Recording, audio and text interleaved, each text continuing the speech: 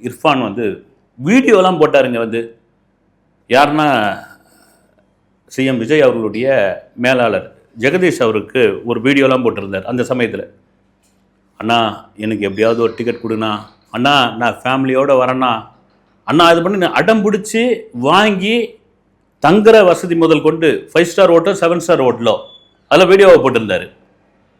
போட்டு அங்கே போனவுடனே அந்த இதுவே மாறிடுச்சு.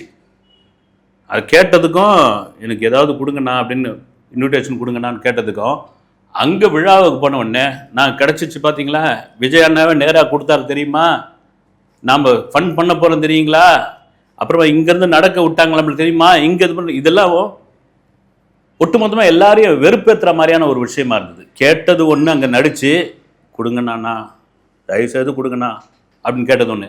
அடுத்து கட் பண்ண உடனே அங்கே மலேசியாவில் இறக்கணும்னா வேறு மாதிரி ஆயிடுச்சு. வந்து தெரியுமா நீங்கள் எங்கேருந்து கிடச்சிச்சு பார்த்தீங்களா, விஜய் அண்ணா தான் எனக்கு கொடுத்தாரு அப்படின்னு போட்டுக்கிட்டே இருந்தார். வந்து இது எதுக்கு சொல்கிறேன் அப்படின்னா, நீங்கள் ரசிகர்களை விட்டுருங்க. இங்கேருந்து தமிழ்நாட்டில் அவ்வளோ ரசிகர்களை கூட்டவும் முடியாது.